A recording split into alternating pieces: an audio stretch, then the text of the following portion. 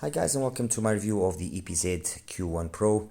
This is the latest from EPZ, and it is the upgraded Q1, let's put it that way. The Q1 has been around for quite a while, and although it had a nice sound, nice big bass sound, it wasn't exactly very detailed when it came to the upper frequencies, especially from the upper mid-range and treble area. It was a little bit subdued, and while great for those that are not treble fans, maybe not the ideal for those that are looking for a little bit more detail and ultimately some more musical correctness. I mean, let's face it here. There is, let's consider an accepted or a widely accepted parameter for what is a good sound, or what is a sound which is balanced between the bass, the mids, and the highs. And then yes, of course, there are individual preferences. You don't like the treble, you don't like the bass, and that thus then will dictate the different tunings that we see. But there is, much like frequency responses from 20 for the human ear, at least is from 20 to 20,000 kilohertz, there is an accepted standard to what is considered to be a widely good sound for the majority of people.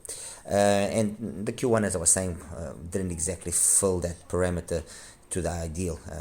The upper frequencies were, like I said, just a little bit too laid back. But anyway, this little side note apart, this is the Q1 box. Very simple, nothing too over the top. They mention it's using a PU LCP driver. And much like I've alluded to the fact, although of course it's not prone to failure, I've failed, you get to a point where you can actually start kind of understanding or kind of picking up on what perhaps might be the driver material. Is it titanium? Is it maybe a CNT driver? Is it maybe LCP? Obviously, and of course, this is very much also dependent on what type of tuning is being used, and so on and so forth. And like I said, it can and there will be errors, but usually, there's a pretty good chance that you might get it right. And in the case of the Q1 Pro, that is the case. The moment I heard it, I thought to myself that it must have had some sort of diaphragm along those lines. Okay, so you open it up. Over there came the IEMs. You lift that out. You have a box which is in the bottom there, which is a storage box. Inside brings this little carrying pouch. Brings the cable, which is not a bad cable. I mean, it's okay for the asking price, depending on where you get it. Anywhere between $32 and $40. It's an acceptable cable, and it still brings. Just 1 second, so I can get this out of the way here. And it still brings these LITZ type of tips. Doesn't want to come out, which I did initially use, but ultimately I opted for the BGVPY bores to go fetch a little bit more of extension. So it's got this like LITZ type of tip, which works very well, mind you. It works very well with the Q1. So don't think that it doesn't. Okay, this is a case which I had laying around, an extra case from EPZ, which is the one that I'm actually using. As for the actual IM itself, nice kind of a semi-resin plastic type of shell. I mean, it doesn't sound like cheap plastic, so I'm pending towards it being a full resin shell. There you go. Very nicely designed faceplate. The actual shape of the IM itself as well, kind of a standard thing, nothing too over the top, nothing. It's just a nicely designed, safe implementation, period. There's no need for me to be here trying to find a lot of reasons to talk, or a lot of things to talk about the shell. It's just a nice shell. It fits nice. It's got a nice angle actually on the nozzle, just worth showing that. So which will mean that the insertion of the actual nozzle piece will be nice into the ear. And that's about it. So it isolates quite nicely. It's well built. It just looks very, very smart.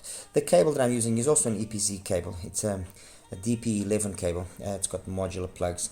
This cable works very well. I actually measured it, and it works very well with a lot of IEMs that I've tried it out, and I just didn't like the stock cable enough. And I thought that this, because it was blue and the IEM had a blue faceplate, it just made sense. So that's it.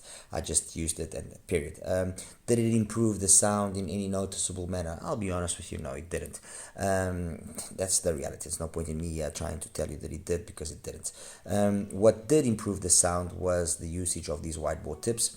This is one recommendation I do make to EPZ. If they could, besides the normal standard sized board tips that they've included, if they could perhaps also include a set of whiteboard tips like these ones from BGVP, or similar to these ones of this type of quality, that would be a very welcomed addition.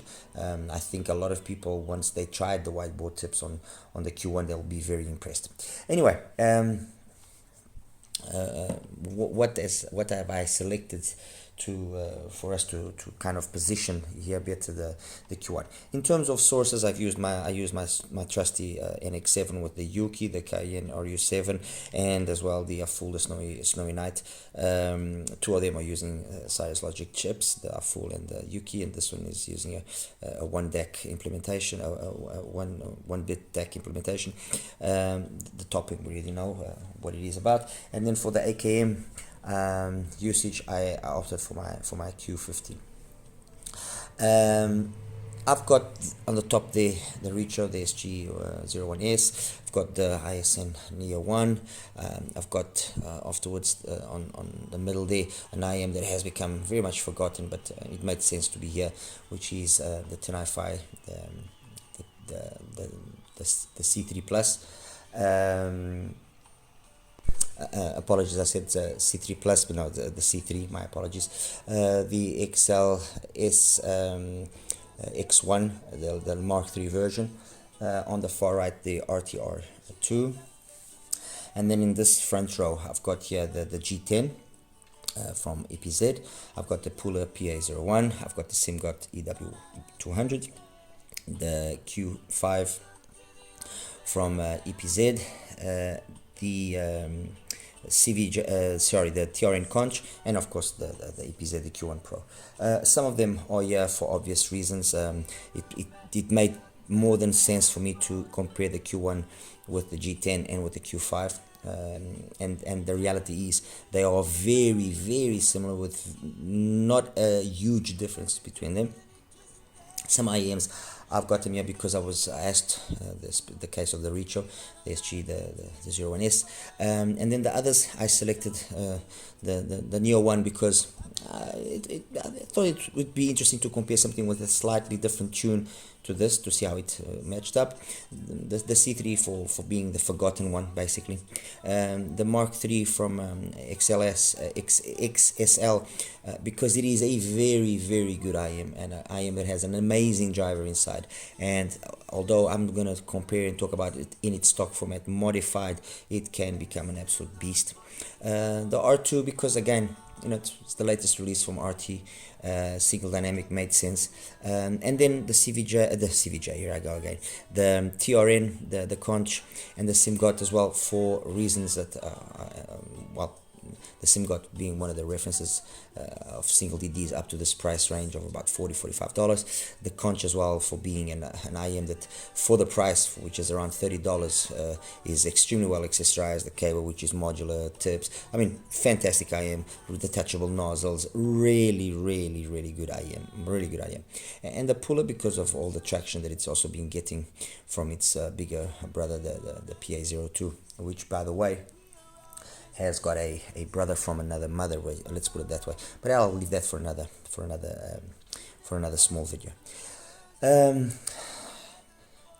Let me start by saying that it is I respect everybody's opinion, and everyone is entitled to like this or like that, but like I was saying earlier, there is, like, let's say an accepted standard of what should be or what shouldn't be, or what can be done or acceptable done to or to obtain a good sound, what is not so acceptable, which is more being brave and maybe going down the wrong road. So I find it curious when sometimes I hear certain reviewers talk about certain things and start talking about certain things in a way where it seems that they are taking into account mainly their own personal preferences and not talking about in general terms. In general terms, the majority, the IMs that are in front of you, will please the majority of people. That's the honest opinion, guys. It is pointless for me to try and push now one thing over the other, because now that's nonsense. Okay, nonsense. You can choose most IMs here, and I'll tell you which are the ones which I think will be a little bit more delicate in that selection. You can choose most IMs here, and the majority of people, as long as they've got decent hearing, as long as they've got a decent enough setup, they will enjoy the sound of those IEMs, and most likely they will not pick up the big differences to many of the others. Okay. But like I said, there are the ones which are the outliers. Something like the Reacher, because of the way that it's been tuned, because modified, I've modified one set, and modified, it's a different story. But as it is in the stock format, it's got a tuning which is very outdated. It's a tuning which goes back to 2018, 2019. So I'm sure there will be people that like it, but the majority of people, the majority of the market has become well more versed, well more, I'm not going to say educated, but well more versed in what is now a more appeasable tuning. And again, I find it interesting when people start going off about, oh, Harman tuning, we're tired of Harman tuning, why this. People, let's get one thing straight. IM manufacturers are in the business of making IMs and making money. End of story. And they will do whatever the market is accepting or wanting. So if the market now all of a sudden wanted a set that didn't have any mids and highs, and that's what the market went for, you can be sure that the majority of the brands would go down that road. So very few brands are brave enough to follow their own philosophy, okay? So they will follow that idea.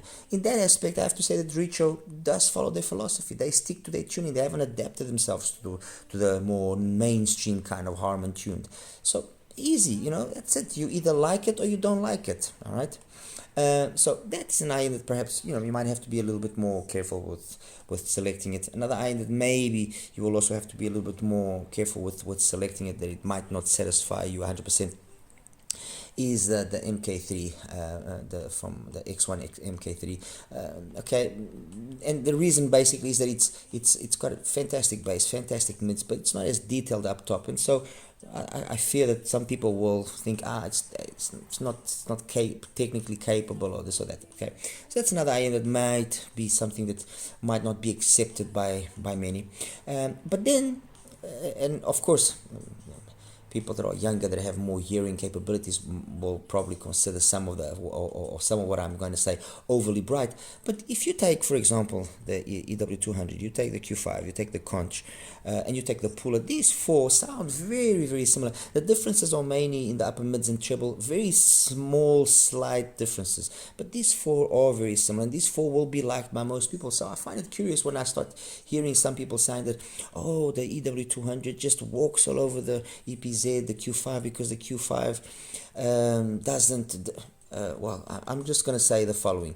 You'd be surprised by how very few companies there are out there that actually make IMs for other companies, and you'd be surprised by how many brands are actually made by the same company, and all that is done is just a different stamp on the output. Okay, so you'd be surprised. Let's leave it at that. Okay. Now, what is the sound here of the Q1 Pro? The sound of the Q1 Pro is, in essence, the G10. And when I show you the graphs, you'll see. And when you listen to them, and if you have both, or if you do get both, I challenge somebody. Honestly, I challenge anyone to tell me that they can tell a monumental difference between the two. I challenge, because you will not. There is a little bit more detail on the Q1 Pro as compared to the G10. That's it. It's got a slightly more opened upper mids and treble, but very slight. Overall, the whole signature is very similar. It's got a very well executed bass, sub bass focus with a very nice, sufficient amount of mid bass.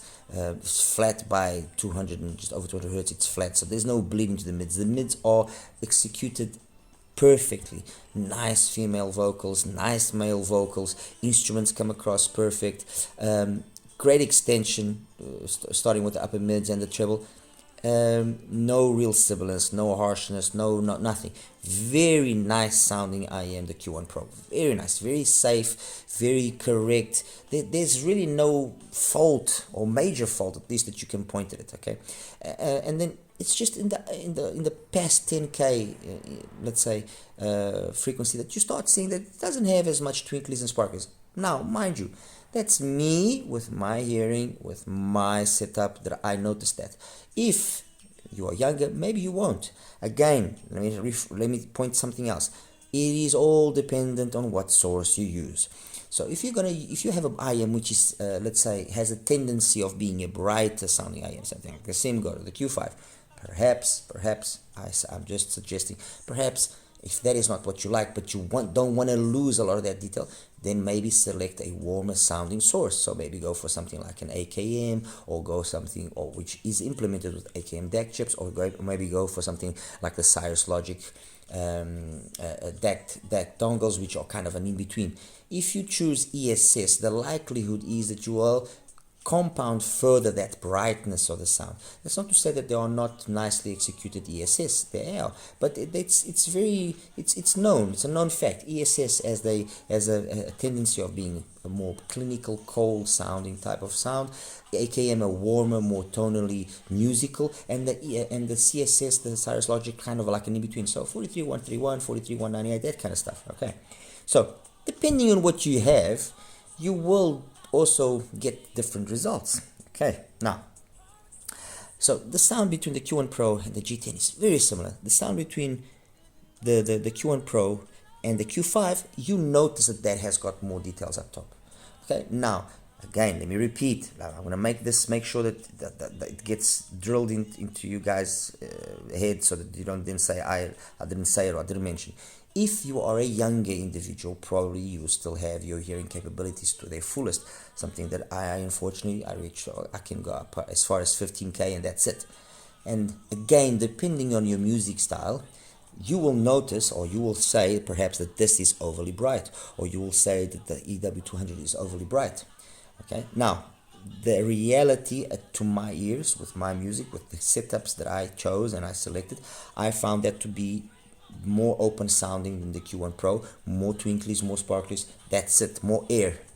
Otherwise, they are exactly the same sort of bass tonality, same sort of bass timbre, same sort of male and female vocals. Obviously, because that's got a little bit more energy up top, it gives a little bit more of a twang to certain instruments, guitars and trumpets and so on, but nothing which is a monumental difference that would say, oh, I've got a Q5, I've got to sell it because now the Q1 Pro is better. No.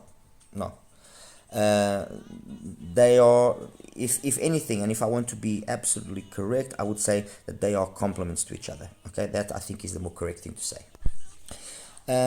So I think I'm already starting to set quite solidly the style of sound that you have here.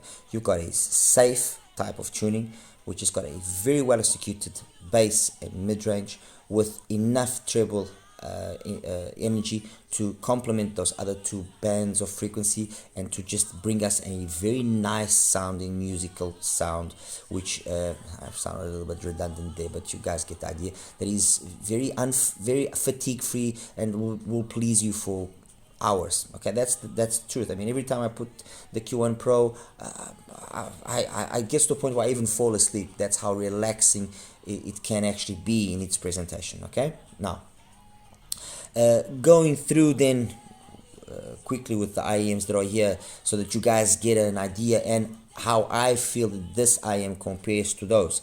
Compared to the Richo, it's a better IEM, period. The Richo's got a tuning which I can understand, but it is nowhere, there's nothing here that that just screams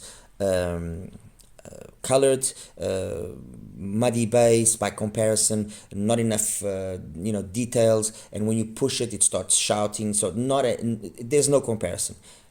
If you retune it, however, if you have one and you retune it, then yes, it becomes a very nice sounding IEM. Okay, but as it is, this is better compared to the Neo 1. The Neo 1, and I know there were some issues with some models which were not tuned 100% to what was the intention. So this one is I've got 3 sets of Neo 1s. This is the latest one. Okay, and that's the graph that I will show you. Compared to this one that I have here, it's a little bit thicker on the bass, so a little bit more colored in the bass, especially mid bass, not so much the sub bass, but the mid bass. But then the rest is kind of very similar in terms of the mids. The mids here are cleaner, more detailed, more realistic, more tonally and correct. And then extension up top. The Neo 1, just a little bit more extension up top. The biggest difference here, I think, is that there's got a little bit more mid bass thump, which can be engaging for some, can be satisfying, but it's not like this has any lack of it. No, it doesn't. It's got plenty, and it plays well. So I would say that between the two of them, basically a tie. There isn't really a winner. With regards to the C3, the same situation. Exactly the same situation.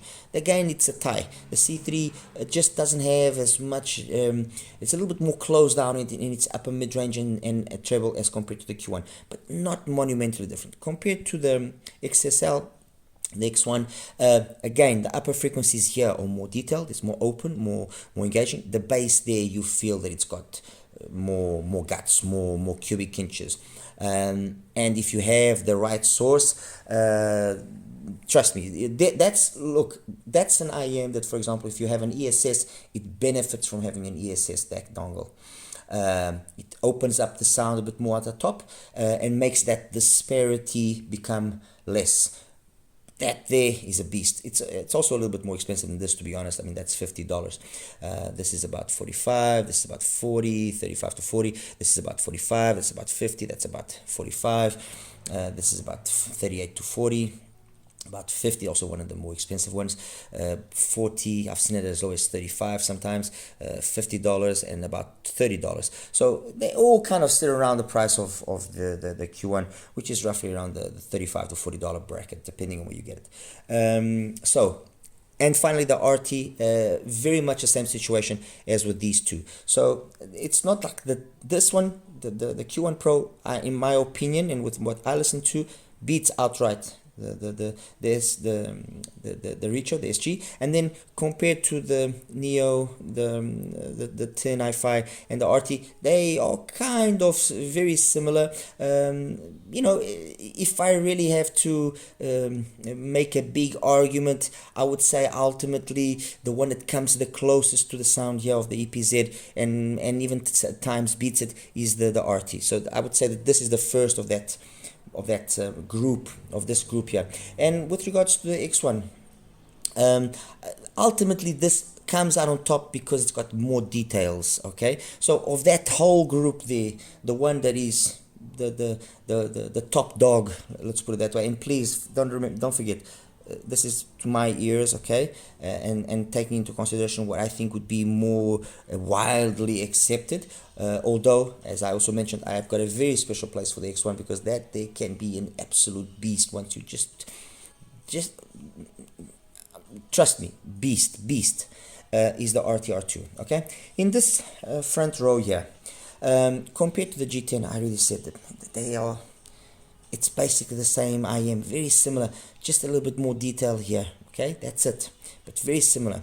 Compared to the Q5, I also basically said it, that there is basically the same, more detail, more twinklies and sparklers, but okay. Compared now to the EW200, very much the same situation as that. In terms of the bass and the mids, they are kind of similar, although it's got a little bit more mid bass impact. Yeah, the EW200. And a little bit more the slams are cleaner, more incisive, but it's in the upper mids and treble that you see that just has that extra detail, and that extra detail doesn't translate itself to being harsh or anything. It's an IM, much like the Q5, that will benefit from in my opinion, a Cirrus Logic type of dock, the dangle dock, the amp dongle, in its source, as opposed to something with an ESS. Compared to the Puller, very much the same situation as these two, although the Puller does come a little bit closer to this in many things. It's got more this Q1 style of sound, and the TR and the Conch, again, very much the same sort of sound as this, with just a little bit extra detail up top. The thing about the TR and the Conch is it's got those adjustable nozzles, which allow for a little bit more versatility in the tuning, and being adjustable nozzles, they kind of automatically are inviting you to play around with them. And once again, it's an IEM that if you play around a little bit with it, much like the X1, let me point that out, these two modified absolute beasts of IEMs. Beasts. They start performing on another level. Okay, so there you have it, guys. Q1 Pro, a very solid IEM from EPZ. Very, very solid. If you have some of these IEMs, must you now go out and rush and buy it? No. If you do want to have it because you're an EPZ fan like I am, you know what? Wait for a sale. When it's on sale, go for it. If you don't have any IEM at this price bracket and you are looking for something which has got a very agreeable sound, very easy to listen to, then yes, then I would say that this is probably a very solid choice, especially when you consider the price. It's slightly cheaper than the EW200, slightly than the Q5, slightly than the Puller. So, and it has enough arguments going to be selected over those three. Again, compared to the G10 and to the R2, similar types of sound. Price is very similar. I think it will ultimately be the look that will dictate which ones you're going to choose.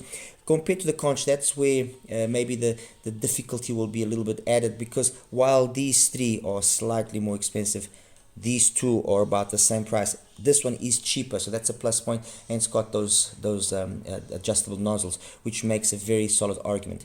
The fit is also quite well. It fits also well. It's got a nice metal shell, so really nothing that you can go wrong there. And those four, ultimately, those top four ones there, I think are the ones that maybe would be the IEMs requiring a more pondered consideration before just going ahead and buying. All right. Anyway, guys, I hope I've been able to explain and put forward here the idea of the Q1 Pro. So I'll show you now the graphs and we'll wrap it up. Hi guys, and welcome now to the graph section here for the EPZ Q1 Pro. This is the stock graph with the stock tips straight away. As you can see, sub-bass focus, it's basically flat by 200 Hertz, so bleed into the mids is non-existent, and it shows by the way that it just sounds then in the bass and in the mids and how they are integrated. The funny thing is there have been tunings which are this sort of lean, but then they just are overly thin, and that's not the case with the Q1 Pro. The Q1 Pro has always got just the right amount of energy for I would say 95% of the songs that I listen to, and I really didn't find any song that I would say, oh no, this is really not the ideal. It just sounds very good. It just sounds very nice, very correct. And then the pin again is a nice progressive pin again, kind of between 2.5 and 4.5. It slowly goes up, then you're gonna dip here to avoid any issues. Peak at 8, and then that's it. I also tried it with the wide bore tips from BGVP, and with the wide bore BGVP tips, I was able to make this section here between 5 and 7 a little bit more extended, and I didn't really lose much past that. I went back and forth between these two tips. Ultimately, I opted more for the one with the BGVP setup. Let me just take it. So I opted out for this setup. It just sounded very nice to me. Okay, now before I carry on, I want to show you something here, which is okay. This is the Q1 Pro. The next one that I'm going to show you is the G10. Okay, as you can see, they are basically the same. Okay, and that's why I said earlier, I want to see somebody tell me that they can notice a huge difference between the two of them. Maybe if your sets are not measuring like my ones are, I will agree with that. But my two sets that I have, and actually I've got 2 or 3 sets of G10s and 2 or 3 sets of Q1 Pros as well, and I've measured them all, and they all have this sort of difference between them. A little bit more here, a little bit more there, but at the end of the day, they are basically the same. So not only can I confirm that the driver or that the response that the various sets have is very consistent, but also left and right channel imbalances are basically non-existent. They actually measure surprisingly similar, both channels, on all of the sets that I have at least. So you can see G10 and Q1 Pro, it's very similar. The Q1 Pro has just got a smidge more detail on the upper mids and on the treble, but it's a very minor thing.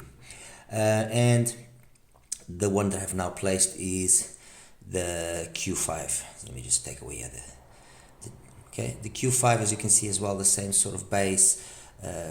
It's basically that area there, so more detail up top, more twinklies and sparklies.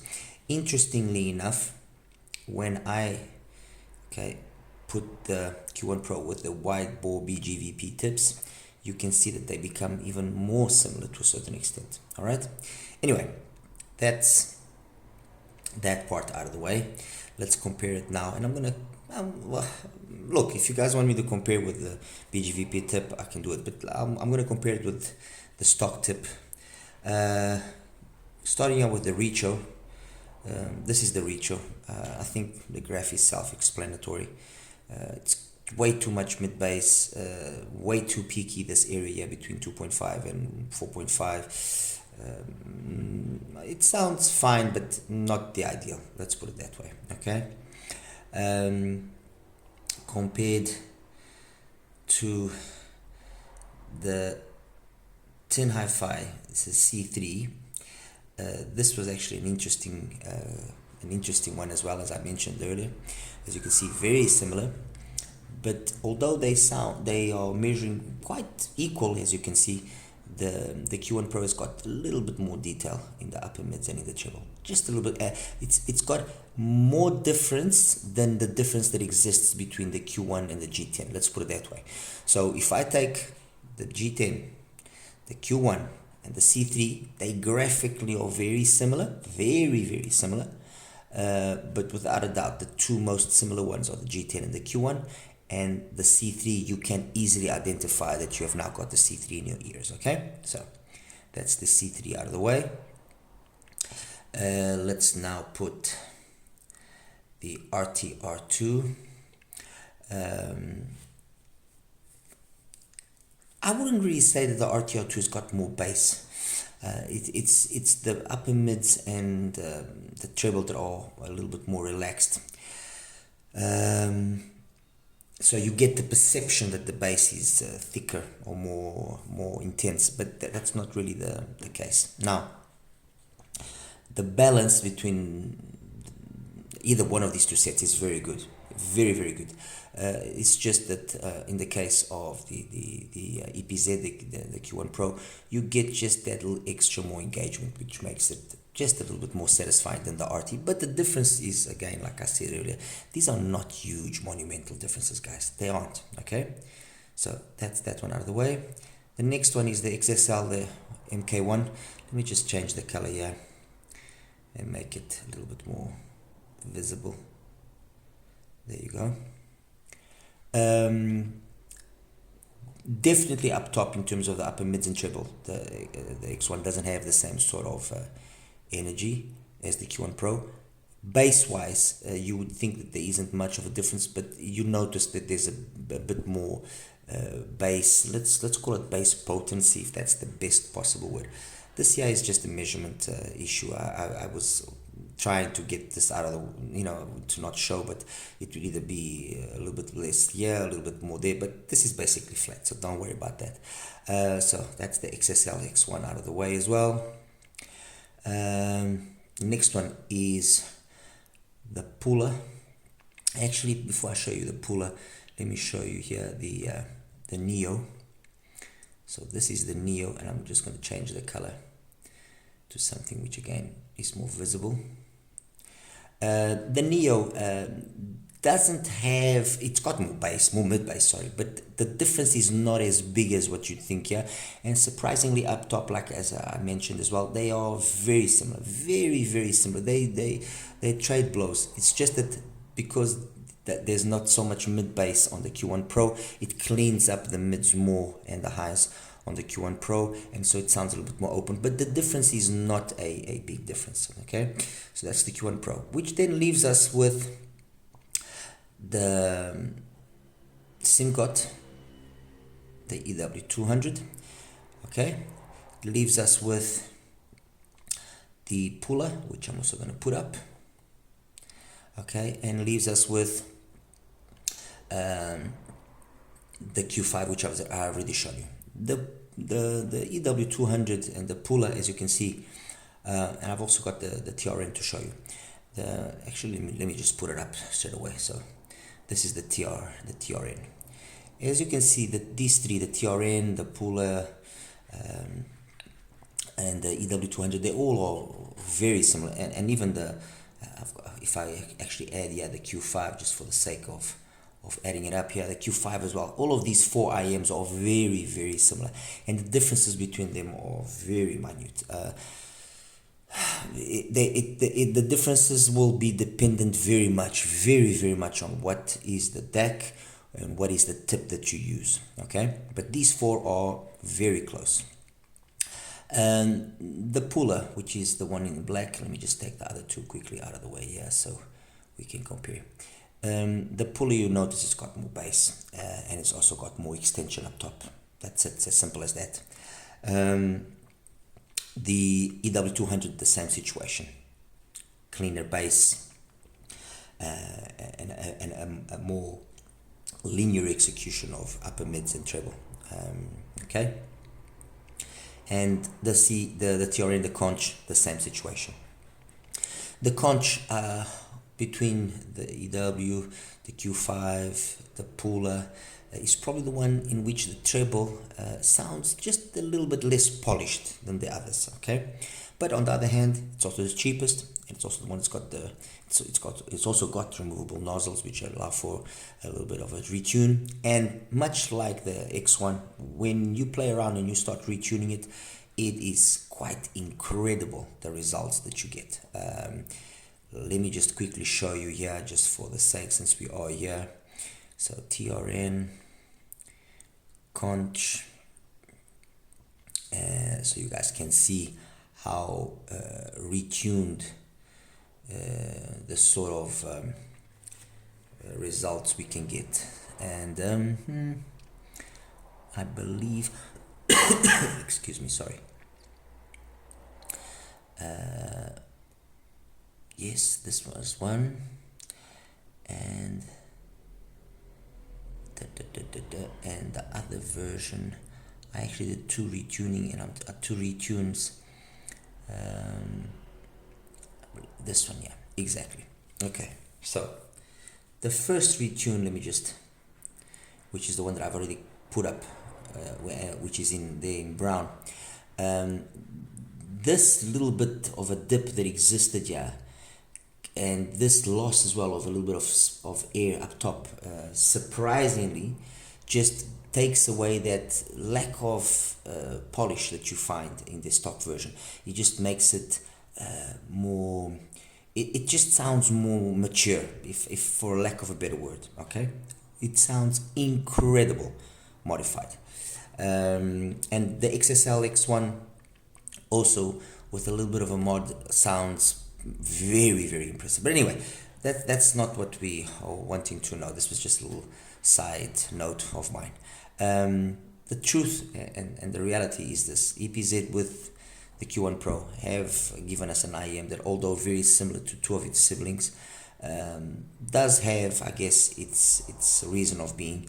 If you own the other two, I really don't think it's something that would be a necessity to get, honestly. But if you're on the verge of buying one of the three and you don't know which one to opt for, I would probably say, to be on the safer side, that the Q1 Pro would be the best, the better one. Why? Because it maybe is not going to have that excessive energy that some people complain about of the Q5, okay, while still remaining and retaining more than enough energy in terms of the upper mids and treble. And compared to the G10, it gives you just that little extra detail, which, you know, adds to the twinklies and sparkles and makes it all that more little exciting. Although, like I mentioned as well, or by already maybe the fifth or the sixth time, the differences are not big. They are not big differences. And that's it, guys. I hope I was able to kind of show you guys what the Q1 Pro is about, help you in your decisions, and that's it. And I'll see you in the next one. If any questions, anything you want me to clarify, as always, please let me know, and I'll do my best to answer as quickly as possible. All right, you take care now. Bye bye.